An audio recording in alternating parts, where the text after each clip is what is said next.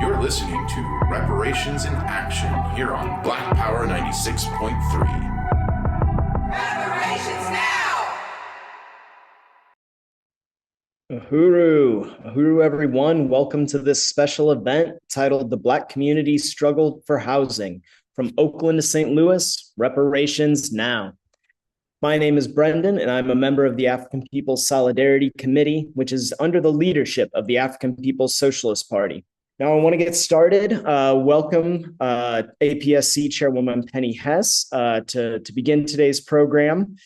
Chairwoman Penny was present when the African People's Socialist Party held the founding conference of the Solidarity Committee in the fall of 1976 and has been a cadre member of the African People's Solidarity Committee ever since. In 2001, she published the groundbreaking book, Overturning the Culture of Violence, which under the leadership of Chairman Omali Yeshitela, detailed the complicity and participation of white people in historic assaults and colonial violence against African and other oppressed peoples. Uhuru, Chairwoman Penny, turning it over to you. Uhuru, Brendan, thank you so much for that introduction. And we know that we do want to build this. We want to build the African People's Solidarity Committee because it is something even more important than ever in so many ways to give white people an opportunity to jump off the pedestal upon which we sit and which we're expected to unite with, what this vicious colonial settler government and system does to African, Palestinian, indigenous, and oppressed and colonized people around the world. And this leadership of the African People's Socialist Party enables us as white people to begin to have a principled relationship to African people and the peoples on the planet Earth and under their leadership, and to be able to build a movement of reparations to African people, which enables us to pay back, begin to pay back what has been stolen from African people and from oppressed and colonized people in terms of land, labor, African human beings used as chattel, as tools to be able to make the money upon which white people live at the expense of everybody else on the planet Earth. And you can see the struggles going on from Iran to Beirut to Yemen, all throughout the Middle East. The people are struggling. Palestine, occupied Palestine, people are rising up. And here inside the borders of the United States, the African People's Socialist Party and the Uhuru movement working for Black community control of the African community and the ability of African people to have the resources that belong to them and to exercise power and self-determination over their lives.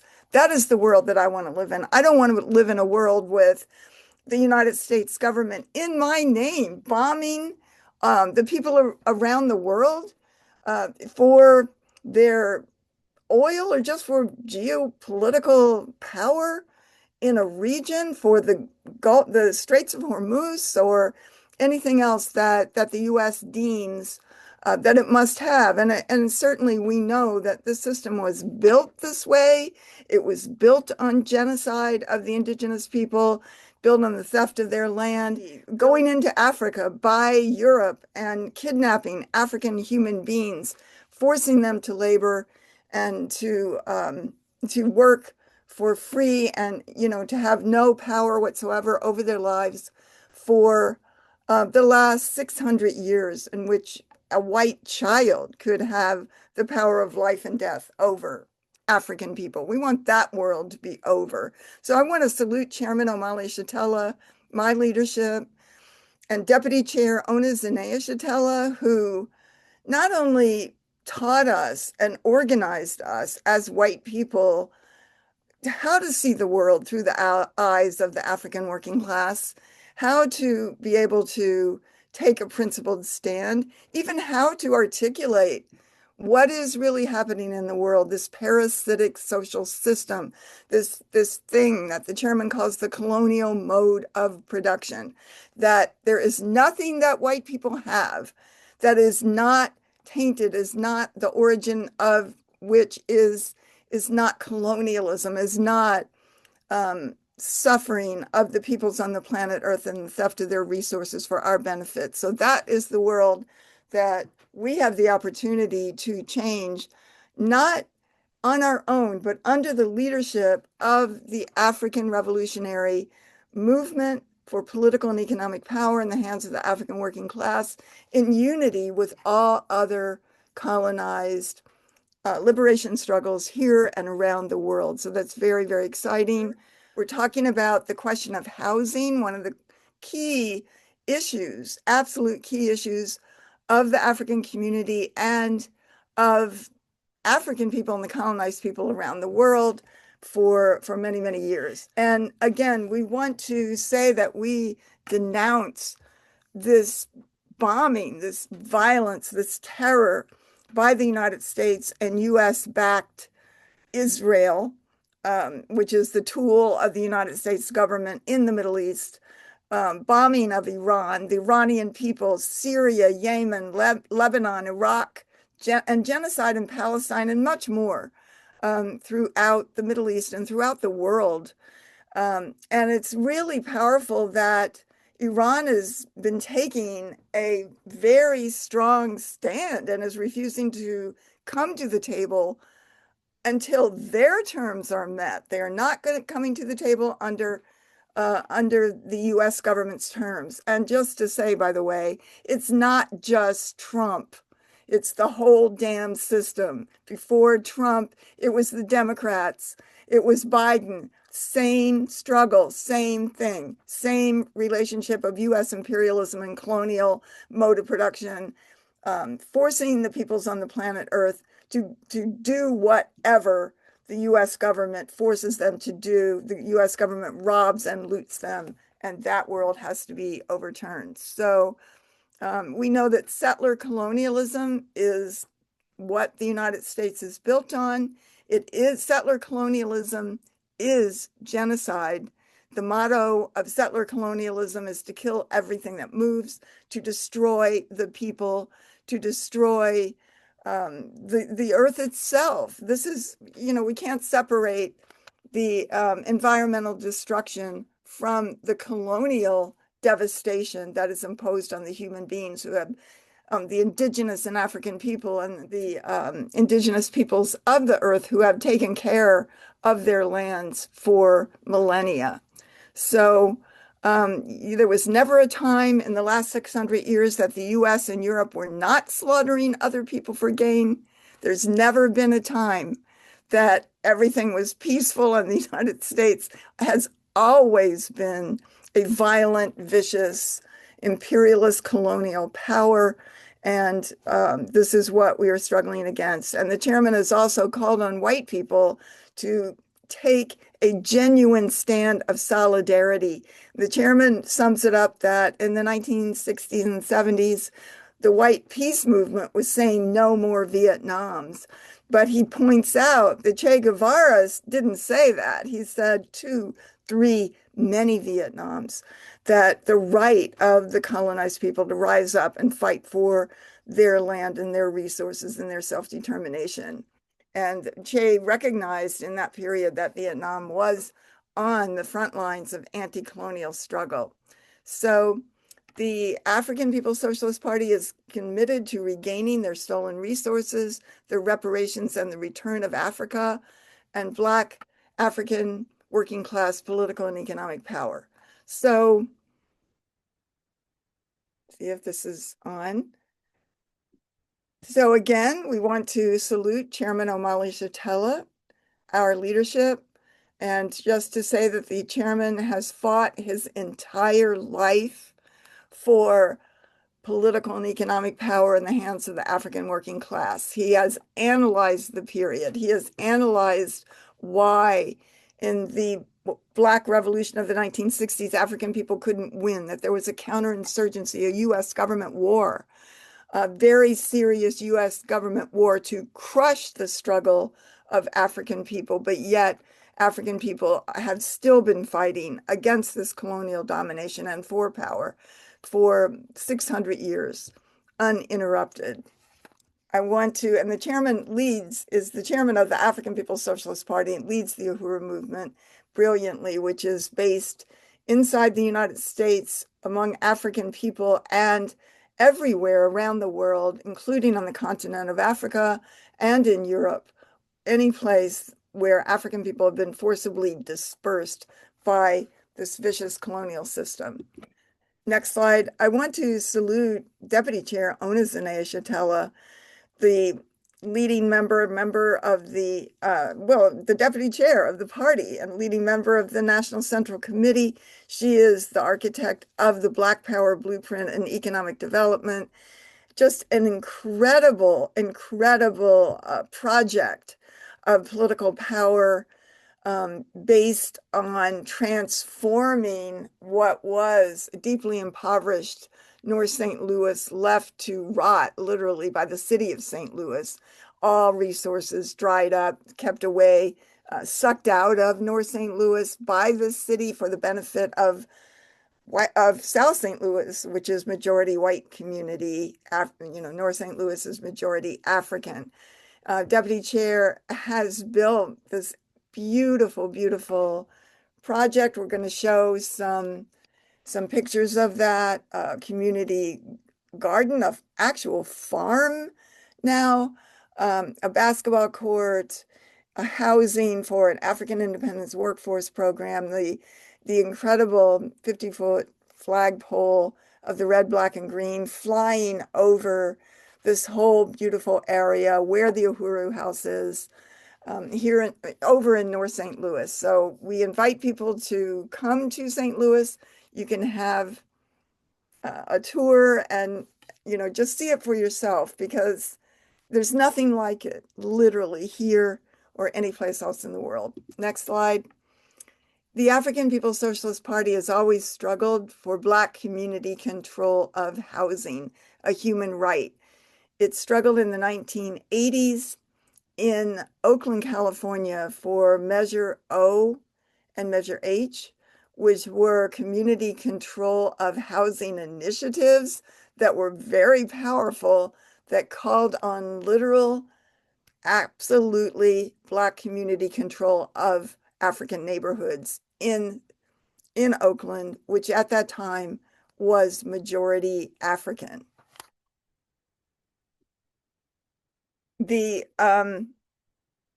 Just to say that the struggle for housing is part and part of the 14-point platform of the African People's Socialist Party. And I just put in here the point 13, which specifically talks about housing, but all of them in a way, address the need for political power for African people. But we want an end to US colonial domination of African people within the US. And just the parts in particular that are highlighted, it's saying, this is the party speaking, we believe that the primary struggle of African people within the US during this period is to throw off the alien US colonial domination, which is responsible for virtually every hardship imposed on Black people by this government that is identifiable as, quote, a Black problem. And the chairman is saying, skipping down a little bit, we believe that our problems with housing, from the unavailability of decent and adequate housing for the majority of our people to the dilapidated and vermin-infested housing we are forced to live in, are caused by colonialism.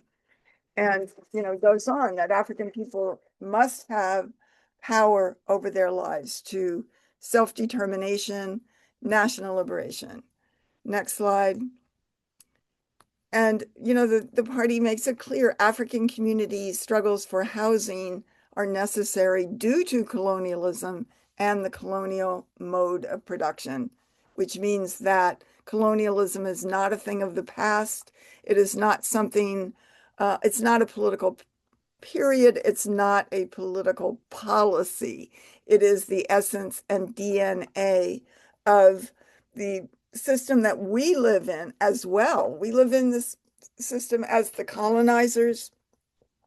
African people, indigenous people, oppressed peoples are the colonized within the borders of the United States and around the world. Next slide. And Chairman Omali Shatela's key understanding is the colonial mode of production. Again, everything produced for the colonizer, that's us, comes at the expense of the colonized. There is nothing that is untainted by this political system that we live in. There is nothing that is not soaked in the blood of African indigenous people, and that's just the reality. We can rectify that relationship, but white people throughout history have been complicit with the genocide against African and indigenous people. Next slide. In May 2025, here in St. Louis, there was a devastating tornado. It hit the whole area in North St. Louis, right where the African People's Socialist Party programs are located, took a direct hit by this major tornado. Next slide. This is some of the buildings and photographs of houses and the community, and there's many, many more. You could Google them yourself, of North St. Louis after the 2025 tornado. Next slide. Again, this is why how African people were affected by this tornado is, just shows the colonial mode of production. And this is showing and comparing the conditions after the tornado in the African community in North St. Louis compared to pictures you see of Tehran after U.S. bombing Beirut and Gaza after the U.S. has assaulted them with missiles and guns and every kind of colonial violence. Next slide. What is called the Central West End, which here in St. Louis is a white upscale neighborhood, was also hit by the tornado pretty squarely on, but it is a white community. Next slide. For example, in North St. Louis, African people had no insurance. Everybody knows that insurance on your home is the most expensive bill that you would have as a homeowner. And a lot of people are like, I got to eat. I can't spend $300 on insurance on my house. This is a picture of a building that was hit by the tornado in the white community. The owners of this building, Comrade Maureen did the research and found out, received $500,000 and that may not be all. That was just one instance of what they received from their insurance to fix up that building. Next slide. This is pictures of Newstead Street, or, the African community in North St. Louis really hit hard, took a direct hit. Again, not just the roof, the whole building is destroyed. And the African community homeowners got, at most, if they were lucky, a check of at most $3,000, which won't even fix a roof, much less rebuild a house. And many, many African people had to move out of the neighborhood or out of the city altogether because they could see, it's almost a year later and the city has done nothing, absolutely nothing, to contribute to the rebuilding of these homes in North St. Louis. Next slide. Also, just to note, and we've said this before, and the party really put this out, the city failed to activate the sirens, where everybody knows in the city, everybody knows when you hear that siren, you have to go to the basement, you have to go downstairs. They didn't activate the sirens at all, and resulting in the deaths of at least 7 African people, which the party has memorialized not the city, never talks about the 7 African people that were killed because they couldn't get to shelter during the tornado. Next slide. And the party very powerfully led community mobilization after the city did nothing. And the city said to the African community in North St. Louis, don't self-deploy. Well, of course, the community self-deployed and came out and helped each other in a most truly, like, if you wanted to see what socialism would be like, that's what it was like. They came out, people helped their neighbors, shared food. A lot of people had no power, no water, no clean water, anything. And in some cases, even white people came from the other side, maybe from Illinois, and brought resources to the Uhuru House and to other places. So self-deploying, the city did nothing. This Mayor Spencer did absolutely nothing to help the people, still hasn't done anything. And the people took it on, and the African People's Socialist Party was totally in the leadership, went door to door. In North St. Louis, the chairman did himself, knocked on people's doors, and, just really contributed, making the Uhuru House a place where resources were given out for weeks and weeks after the tornado. People came by where the flag was still flying. And, it was a place of the ability of African people to get help from the leadership of the African Revolution. It was very, very beautiful and very powerful. So, yeah, so just to say, after the tornado, the city cut power on the north side, not on the south side, not on the central west end. When people were trying to fix their houses, trying to get their chainsaws, their whatever it is, their power tools working, get their electricity back on, the city turned the power off. And this is a party-led demonstration action down at City Hall, struggling, and that's the mayor there, Kara Spencer, really a colonial overseer, absolutely. And she started crying, actually, and because she was being challenged by the reality from the African community that people had no power, no water, no food in many cases, and the city was doing nothing. So the people had to do it themselves. And, there were many community meetings. Next slide.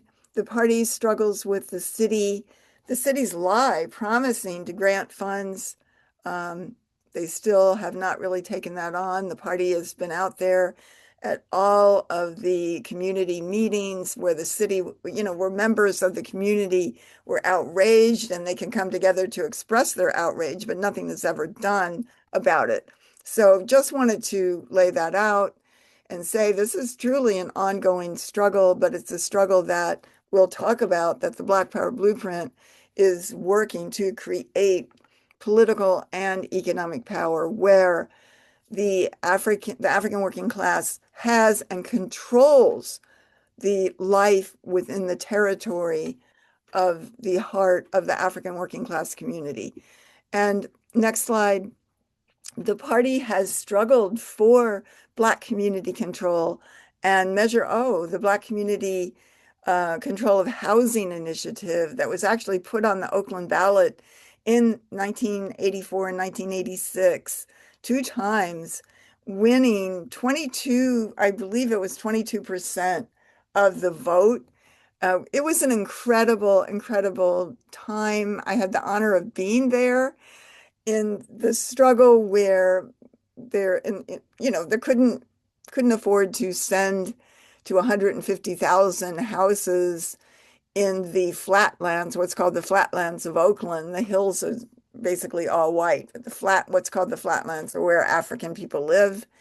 And there couldn't, the campaign didn't have the resources to do mailers to 150,000 houses. So the party led what's called drops, mobilizing people, comrades, to start all day and go all throughout the flatlands, which the party did 2.5 times in 6 weeks prior to the election on November 6th of that year.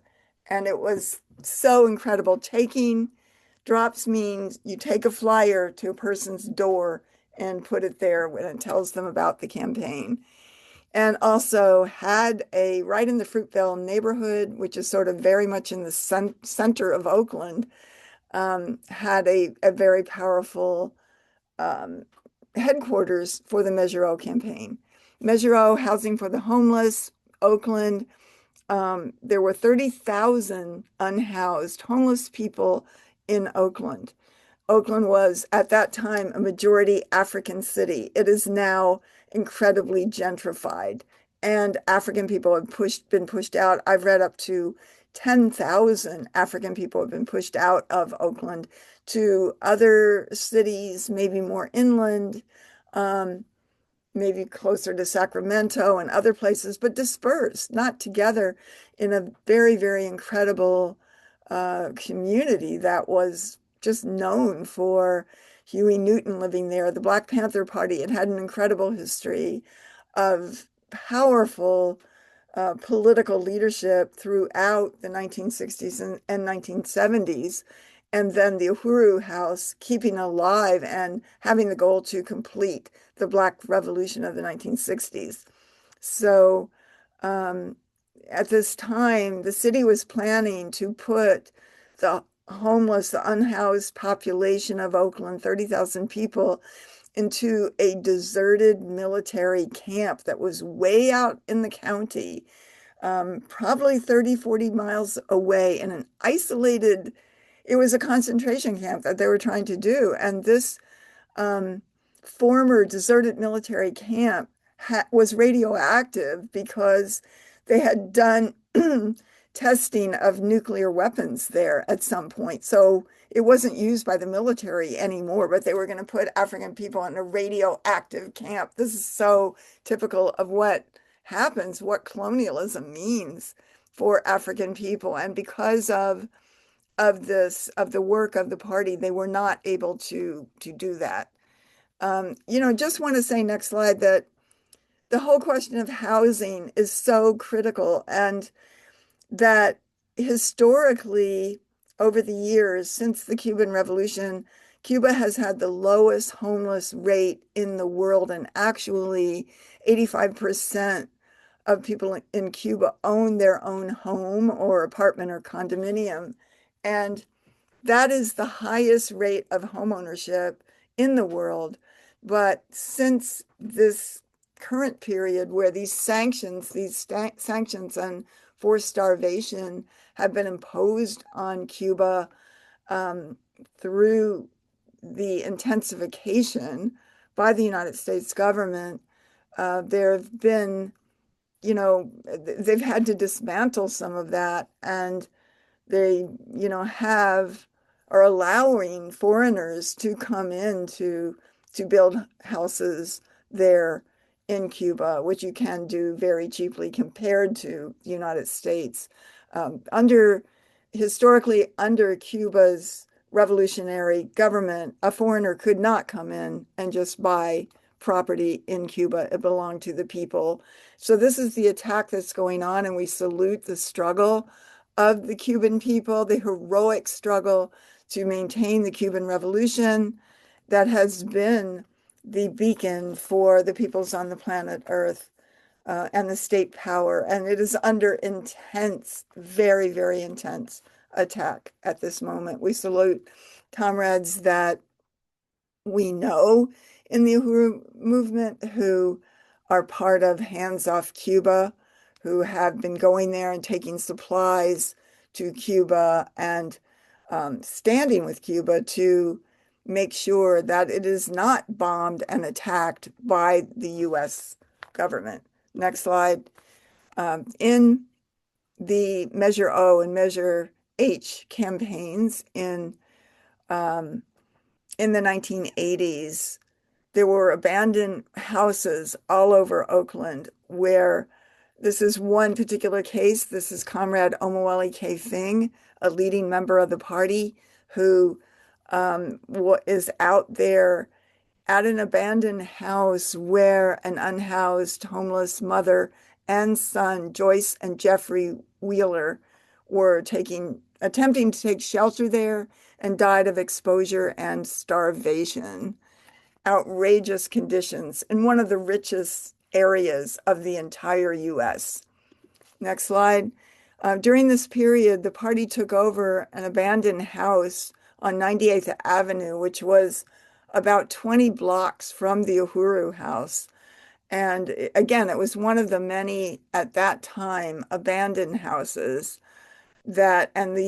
it was incredible. They had press releases. Comrade Sandy was there. I know that they the whole community came together, all facets, just like they did in many ways after the tornado in support of North St. Louis. Here, people came and helped paint it, fix it up, get electrical going in this formerly abandoned house. People created food, and an African woman was able to live there until eventually, and actually in this picture, which is kind of hard to see, there is somebody there with a suit on who was from the city, who came, I think he was a city councilman or an alderman, who came to visit this property and express his support. But actually what he did was call the police, and they came to, just basically force the African people out. Here is a picture of Comrade Imranif and Marilyn, the woman sitting down, who is the woman who was able to stay in the house briefly. And I'm not able to read that, but I think it says, and it's saying that housing is a human right. It says empty houses and homeless Black people go together. This house is being seized in the name of the Black community control and Black power. And then it has the Uhuru House's name.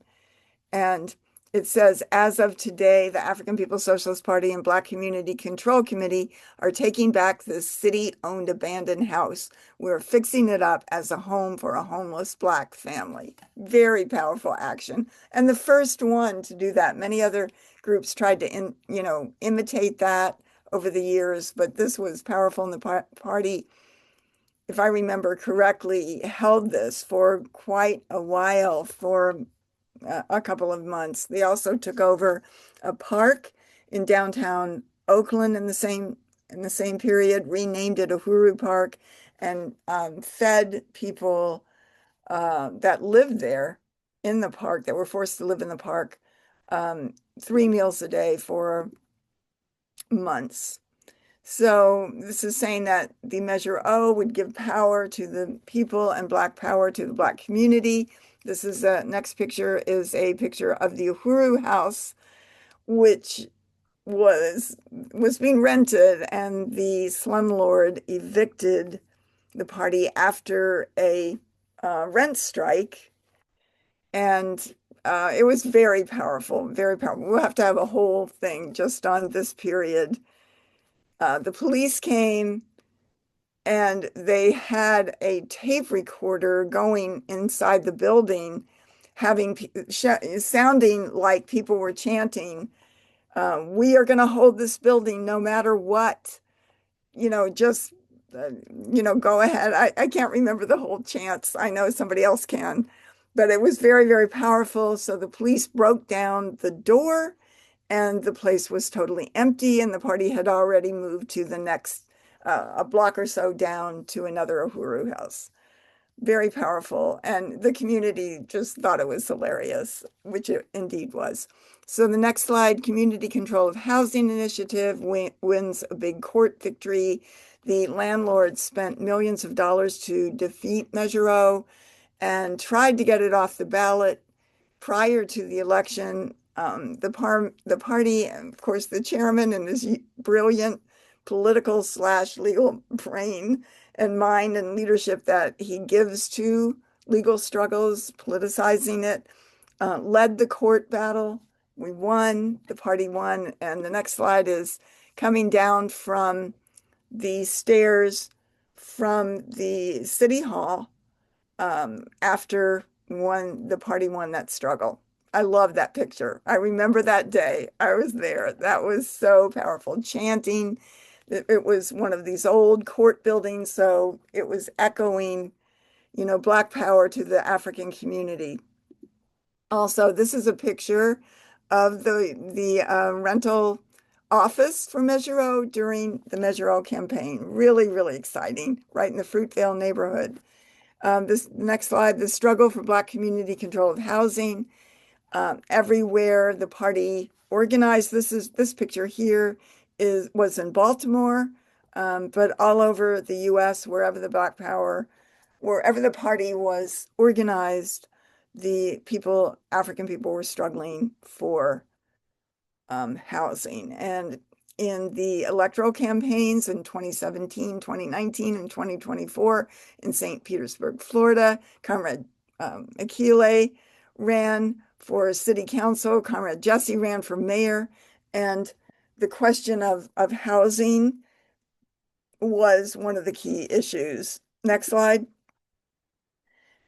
So historically in St. Petersburg, Florida, the gas plant district which was the historic African community where the chairman was born, and just, the classic, incredibly historic African community that was absolutely wiped out, just as the white power, the colonial government does in just about every city, including here in St. Louis with the destruction of Mill Creek Valley. There's that story in just about every city, but that gas plant district was destroyed to build a dome that is still there, for a sports dome, and it was key to the gentrification of St. Pete. Next slide. And the party led a huge struggle during that period to take back the dome, to prevent the dome being built. It was a great struggle, as always. Next slide. And here, these are some great pictures of the Black Power blueprint. This is the answer: political and economic power. The African flag flying over territory taken in the name of the African working class.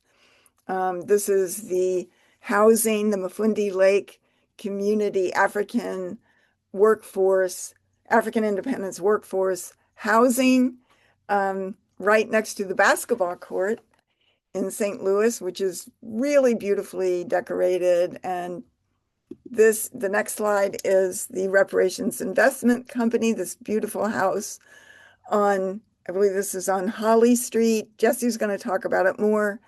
The renovation, the current campaign to be able to renovate houses on the north side, and we're calling on white people to come to St. Louis and be part of this. You can donate, but you can also come and volunteer for work. Yeah, so we're really honored to be able to have Comrade Kuumba Chinia, who is the secretary of the International People's Democratic Uhuru Movement branch here in St. Louis, a really dynamic branch of InPDUM.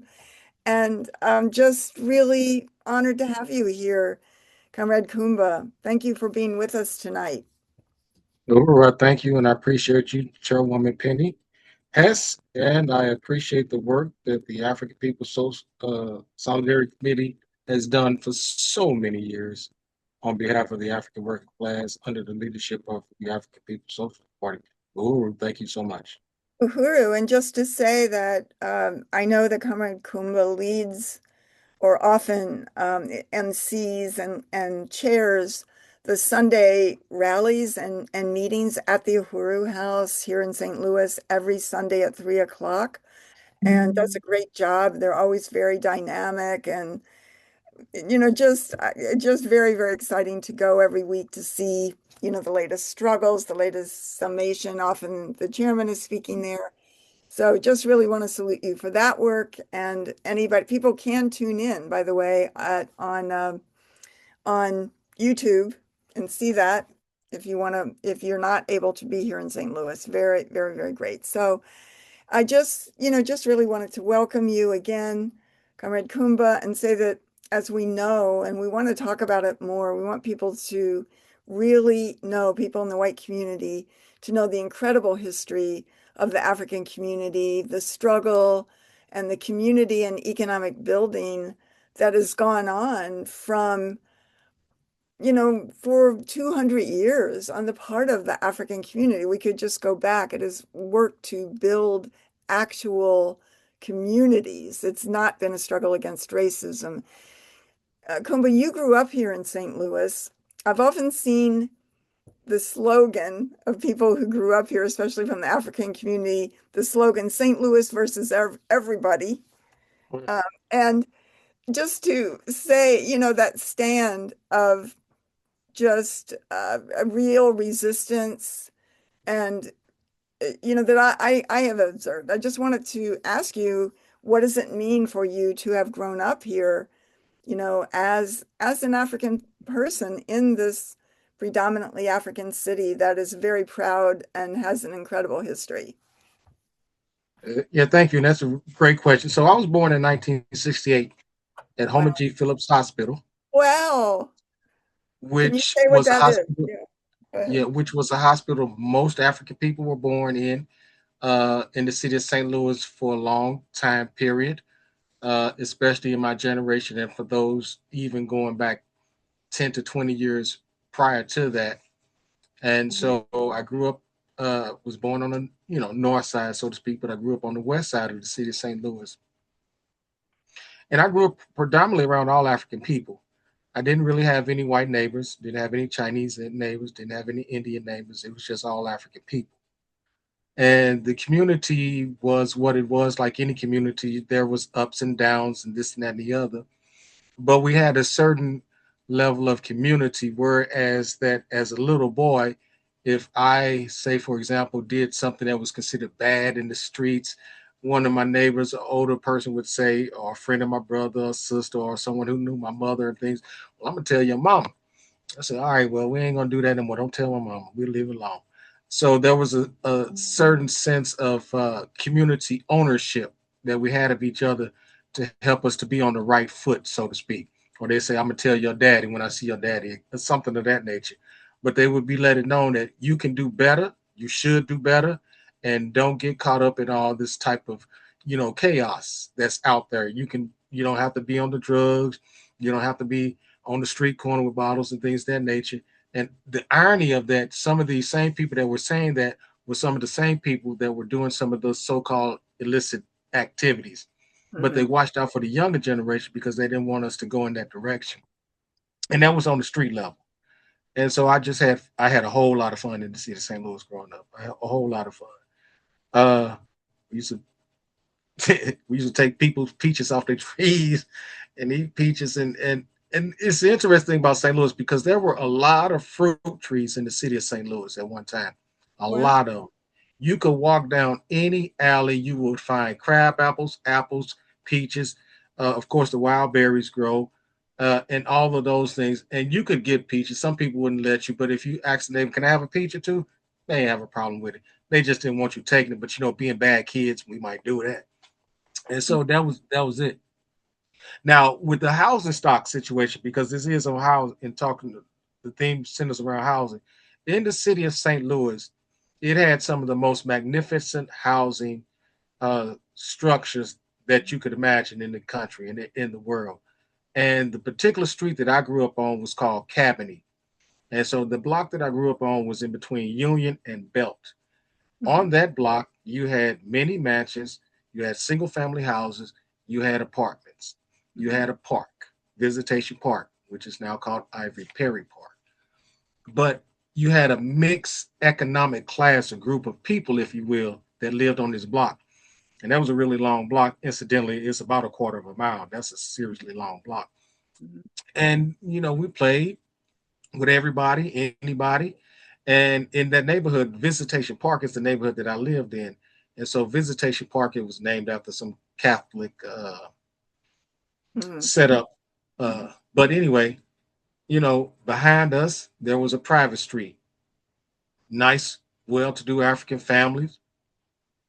And then further up, you got to Central West End, because where I only lived about 3 blocks from where Central West End began, or what is considered the Delmore Divide now.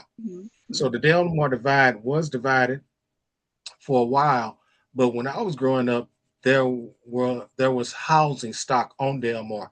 You can drive down Delmore right now, and you wouldn't even never know that there were apartment complexes there.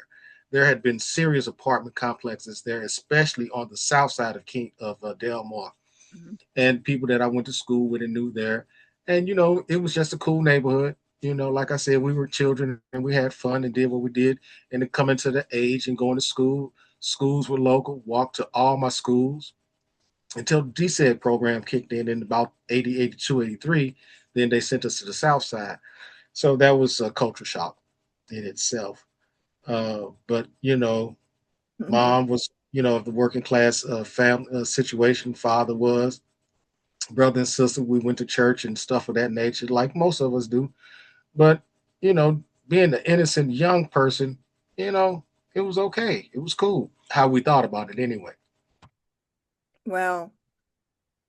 Wow, that's incredible. That's a really, really powerful history of your life here in St. Louis. And you know, I just salute that. That is very beautiful community, African community history. And, I wanted to ask you, I know that you are also a serious writer, or you write fairly often for the Burning Spear newspaper. And you're writing right now, I don't know if it's a series, but you're writing articles on St. Louis and other issues in the Midwest region. And I know you've written Spies and Gentrification Threaten to Erase the African Population in St. Louis. And I know that some of them that you have written include Spies and Gentrification Threaten to Erase African Population in St. Louis, and St. Louis is in crisis mode. That is in the March 2026 issue. Can you say a little bit about, those issues, the Hmm. gentrification that is threatening and the crisis mode? Just, briefly just sum up what's in some of those articles, and people can go to theburningspear.com and see some of those articles.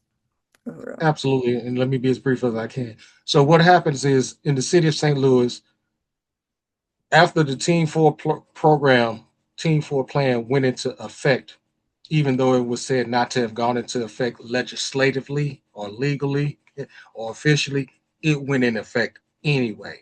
Yes. And so all that stuff that I saw as a child growing up deteriorated in a matter of about 5 or 6 years, it seemed like, not even 10 years. You saw the dilapidated buildings fall down. You saw school closures. You saw abandoned stores and businesses just start popping up overnight. And in the 1980s, I don't know where we actually, well, we got it from war. So in the 1980s, as a teenager and a young adult, we used to call St. Louis Little Beirut, because it looked like Beirut wherever you went, especially on the north side and west side. It looked like a bomb had just dropped there. Uh, and the let it rot was out there in a real intangible way. So what's happening most recently in terms of how the African community will and are losing their housing stock is something that's associated with, for example, the National Geospatial Agency, the NGA, intelligence agency. Call it the Pentagon of the West, if you will. So this is a spy station that remotely looks at countries throughout the world, African communities here, Afghanistan, Iran, Venezuela, etc. And then they let the military arm know who can drop the bombs, where to drop the bombs, and that's what they do. And it's an institution that had amassed a whole lot of territory on in what is considered technically in certain ways old North St. Louis, but it also is part of North St. Louis period as well. And granted, to be truthful, there were a lot of abandoned buildings there uh, already. They were left to rot. A developer named Paul McKee comes in with Northside Regeneration, his group and organization corporation. He amassed all this property and all this land, to strategically position himself so that when the development would come to the area, he would have prime real estate for them and he can make a loot off of it. I mean, he made a bundle. And He they did. buy property for maybe $1, $2, never cut the weeds, grass grew yay high, never got a fine. They never threatened to say that, and if you don't cut these weeds, if you don't take care of this derelict looking property, you're gonna be out of here. City of St. Louis was complicit with that. Don't matter who the administration was, they've been doing that for years. But anyway, with the NGA, what it has done most recently, it has amassed a lot of property, and there are 6 major communities that it is that butt up against it. You have Carr Square, you have Columbus Square, you have Hyde Park, you have Jeff Vanderloo, Old St. Louis, Old North St. Louis, and St. Louis Place. It's 6 communities. And complicit with the St. Louis Development Corporation and this thing called Project Connect, this initiative, they have come up with a plan to continue to develop, so-called develop, these particular African communities. Now, these African communities already have been left to rot. And so what they're going to do now with these communities, which happen to be all of them are more than 90% African people live in these communities. They are small in number, but these are all African communities predominantly. With these initiatives from St. Louis Development Corporation and Project Connect, all they're telling people is that we are about to find some money that we didn't have for you in tornado relief, but we're about to find some money and we're going to let this land be developed so then that those employees of NGA, those high priced jobs, can come in and start living in these particular neighborhoods. Whereas African people will not be able to afford them because, you know, although St. Louis is one of the cheapest places to live in terms of rent, being in that whole vicinity of the NGA, that means that rent can go up at 3 or 4 times. So you're going to look at somebody paying about $4,000 a month for rent because these jobs pay nice. And then they are also talking about bringing back certain amenities and looking at grocery stores and things that pickleball courts and etc. These type of amenities. You know, we don't do no pickleball court. Ain't got nothing against it, but we don't do no pickleball court for real in the Black community. But a grocery store we do need. But the city of St. Louis has never, for a long time, hasn't said that it was going to do anything like that for the African community, as it stands already. The only institution that did anything for the African community in a tangible way has been the African People's Socialist Party. And we talk about the leadership of the Black Power Blueprint. We talk about Reparations Investment Corporation. These are institutions and entities that are taking the material conditions, offsetting it, and changing it in a real way. Because we explain the world, but we also change the world. That's how we move. And ain't nobody else been doing that. You know, so that's just kind of a snapshot. Really helpful. Thank you. Thank you very much. This is the city where Mike Brown was brutally murdered in 2014, and that brought world attention to the conditions of African people in the city. And it's also where the African People's Socialist Party and Chairman Omali Shatella first came here. Just say a little bit about that struggle here in St. Louis. And I mean, that was a massive struggle. That was a massive struggle.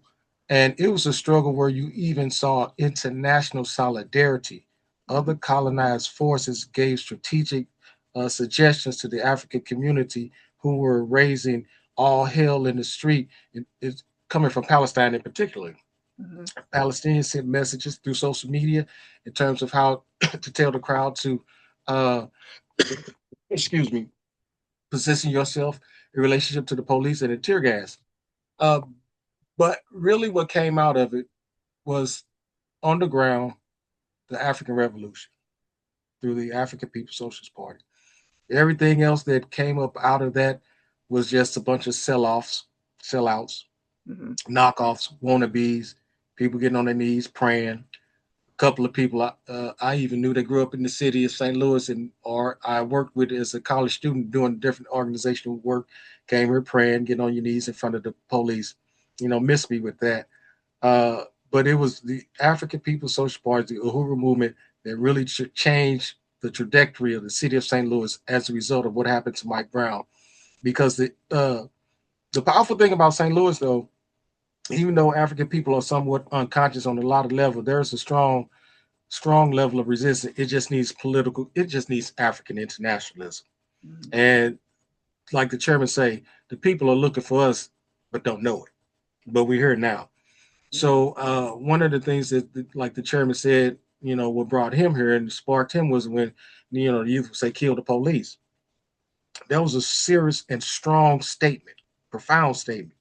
You just don't say stuff like this. So that lets you know that the consciousness here knows who the enemy is in a certain kind of way, but do not have that ideological clarity. So that's what the party brings.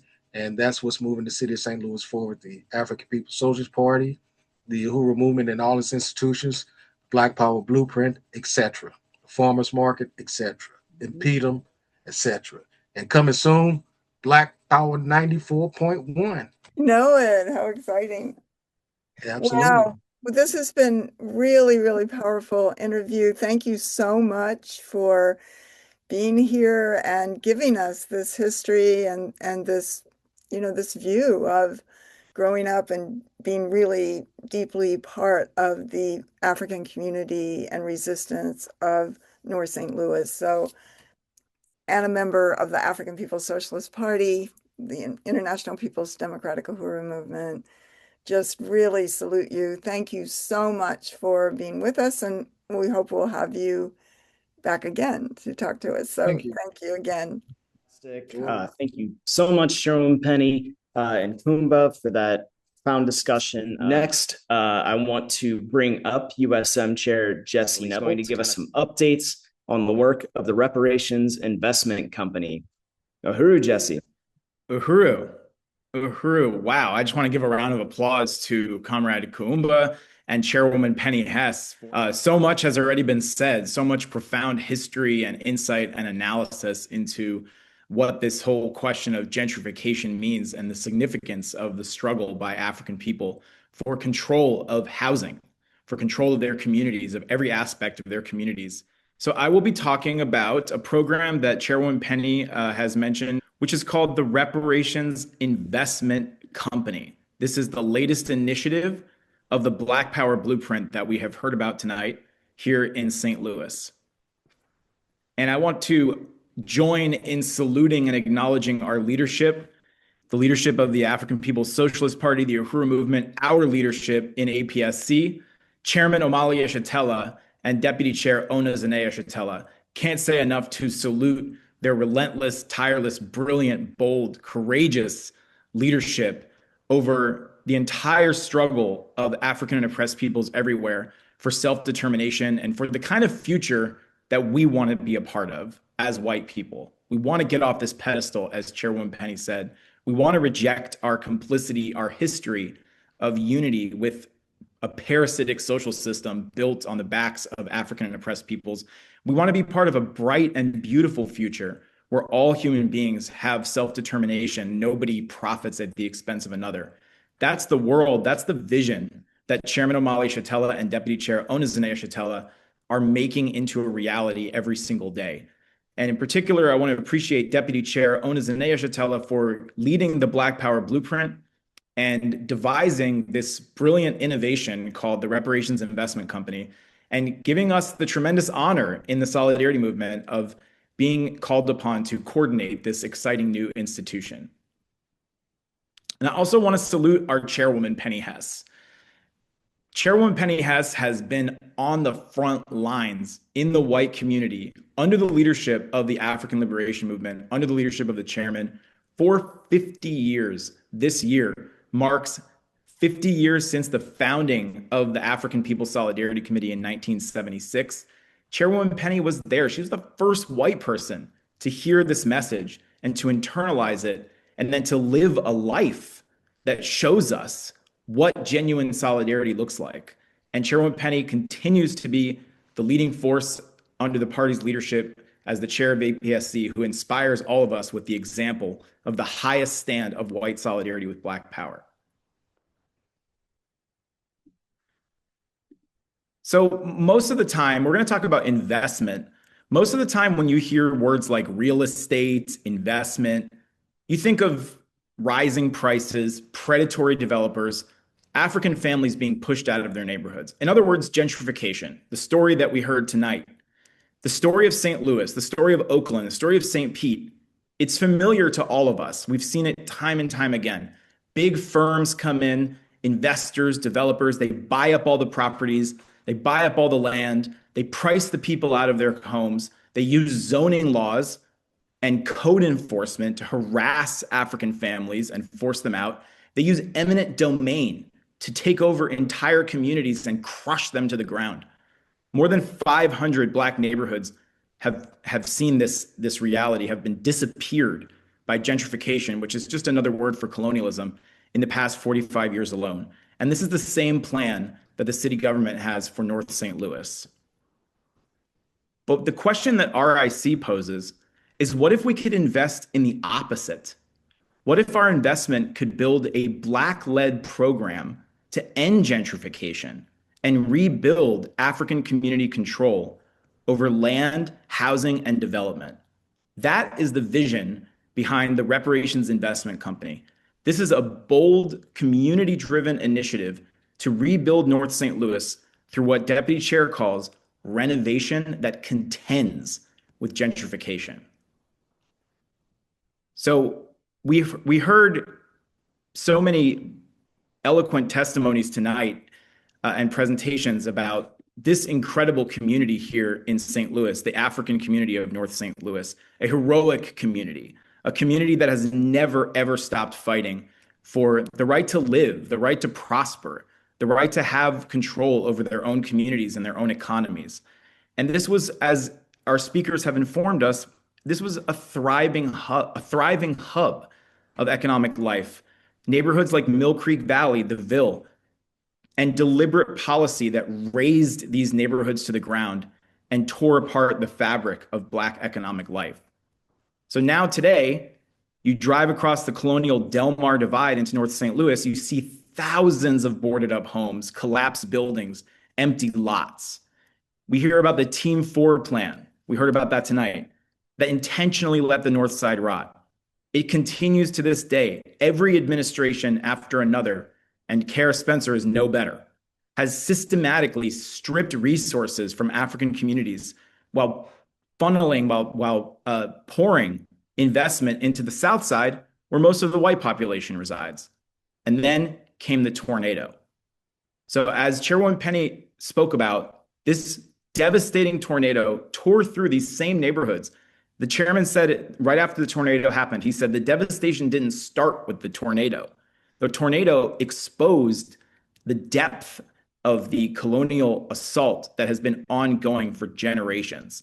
And the people came out, the people self-deployed. The mayor lied. She said help was on the way, but instead they put a police curfew on the North Side and red tagged damaged homes with notices ordering families to move out. They want St. Louis, North St. Louis, to be another New Orleans after Hurricane Katrina. And the African community is saying no. And this is probably the only thing Kara Spencer has ever said that I think we could agree with. And that quote goes perfectly with her face. This is the mayor that we have heard about tonight, Kara Spencer, who is presiding over this cynical, outrageous process right now to exploit the tornado, to escalate a land grab on the North Side. We went to the City Hall budget meeting, and the so-called recovery office is talking about, oh, they're going to put $300 million for demolition. They're going to put something like $17 million for repairs, $300 million for demolition. So their plan is to demolish the North Side, not to rebuild it. And now they're saying they won't even start doing any kind of meaningful repairs until the middle of next year, a full 2 years after the tornado. North St. Louis is not waiting. African people are not waiting on Kara Spencer. The Black Power Blueprint and the Reparations Investment Company were created to deal exactly with this reality, to repair this legacy of injustice, and to build a stronger future of prosperity and power for African people. Deputy Chair Ona, who is the visionary architect behind the Black Power Blueprint, says, quote, "We are working to build a North St. Louis where our community can thrive, where we have beautiful homes, where our families can live together in prosperity. That is the vision. That is what the Black Power Blueprint has been doing. In less than 10 years since its launch in 2017, it has done more on the West Florissant corridor than the city has done for the entirety of North St. Louis. So coming out of the Black Power Blueprint, Deputy Chair initiated the creation of the Reparations Investment Company, which is designed to build a reparations-driven model of community development. So what is the RIC all about? RIC is about restoring and improving housing stock on the North Side without displacing the community. It's about expanding Black community control over land, housing, and economic life. Put simply, RIC is an opportunity for people to invest in the African community, regaining power and ownership over the real estate in the North Side and in their neighborhoods in order to develop those properties to be returned to productive use as housing for sale, as stable rental housing, and to be involved in the process of beautifying and uplifting the North Side without gentrifying the African community. So this is revitalization without gentrification, without displacement. And it's an incredible campaign. We're so honored to be a part of it. And we are currently, right now, as the city government is sitting on their hands saying, oh, we're going to get to the repairs next year. 3 properties are already under renovation. Thanks to the support of Reparations Investment Company investors, the RIC was able to acquire these 3 beautiful properties.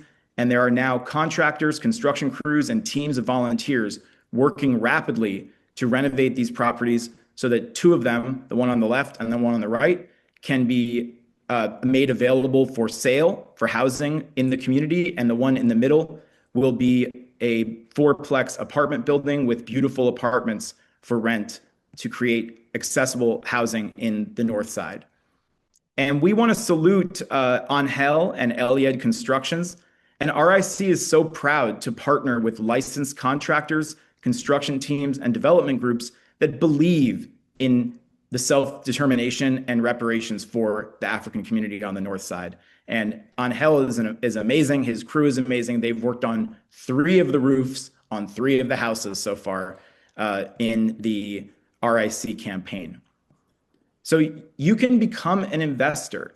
And we want to salute all of our investors. We want to thank all of you for taking this stand. You can become an investor by getting in touch with us, and I'll tell you more about how to do that. You contact info@reparationsinvestment.com, and one of our team members will schedule a meeting with you. The minimum investment is $2,500 for 1 year, and you're able to generate a financial return at a 7.5% simple annual interest rate while contributing to a long-lasting and exponential positive social impact through your support of the work of the Black Power Blueprint and RIC. So this is basically what it means is divesting from a system of gentrification and colonialism and investing in a new system based on reparations and justice. And what this little chart here shows you is that it's breaking the cycle of colonialism and gentrification and creating a new, healthy, self-replicating cycle of renewal and rebirth and reparations, rebuilding. So this is how it works, basically. Investors make it possible for RIC to acquire properties, to renovate those properties, to either sell or rent those properties in order to return funds and interest to investors and generate revenue that can then be reinvested to expand renovation across the North Side. So this is Deputy Chair Onizane Eshitela's genius right here. It's really about creating an economy, an independent African economy where the resources circulate and recirculate within the African community. And in the process of circulating and recirculating, contribute to the exponential growth and development of the African community's capacity for political and economic power. So coming towards the end here, I want to shout out Anne, one of our incredible investors. And this is a beautiful picture here and a wonderful quote from Anne, who put it better than I could. She said, "I moved my money out of investments tied to genocide and destruction into the RIC, where I earn interest while supporting life and development for African people. So poignant and beautiful. Thank you, Anne. And we want to give a profound salute to Usenu, another RIC investor, who says, "A new world in the making. I am proud to invest in my community, putting the future of our people back into our own hands." So this is the voice of the Reparations Investment Company. This is what it means to be an investor. And we are in the process now of building our NTU volunteer brigade. We have volunteer work days going on almost every weekend, including this upcoming Saturday at the properties of the RIC to get these properties renovated. We want to shout out our incredible volunteers that have been coming out on Saturdays to be a part of this transformational process. I want to salute our renovations coordinator and our MC tonight, Comrade Brendan. There he is. He's doing an incredible job leading up the process of making these renovations happen, and he's building a great team, and you can be a part of it. And I want to salute our incredible, brilliant NTU volunteer coordinator, Camille. This is just such a dynamic and powerful comrade who is doing such an amazing job leading up these volunteer work days and building the volunteer campaign of RIC. I want to give a shout out to our contractor in training, Dylan. There he is. He's been hard at work at the RIC properties, and he's also in training right now as an electrician on his way to becoming a full-scale contractor for the Reparations Investment Company. Again, this is all testament to Deputy Chair's leadership and strategy. This is the vision that Deputy Chair has. She wants to see RIC create opportunities for people in the movement to become fully trained and equipped to do this kind of work so that it contributes to building the independent African economy within the movement. So it's so powerful. And if you're ready to join this boots on the ground African community-led campaign to make reparations a reality, you can join us this Saturday here in St. Louis. You can sign up at uhurusolidarity.org/volunteer. By the way, keep an eye out for the new reparationsinvestment.com website coming very soon. And if you're not in St. Louis, you can participate from wherever you are. You can become an investor. You can volunteer from wherever you are. There are promotions teams. That you can also be on the renovations team. If you've got expertise in that area, you can be in those meetings from a distance. There's a team that's working to get in-kind donations from businesses and corporations. You can be on that team. You can develop media, press releases, outreach materials. We need everybody on board. This is an incredible game-changing campaign that's making a tremendous impact, and we want to invite everybody to be a part of it. So just to close out, so just as Northside residents and volunteers mobilized immediately after the tornado, the community is self-deploying once again, stepping forward to rebuild, taking responsibility, and shaping the future of North St. Louis with their own hands. This is genuine community-driven revitalization. This is a positive alternative to gentrification.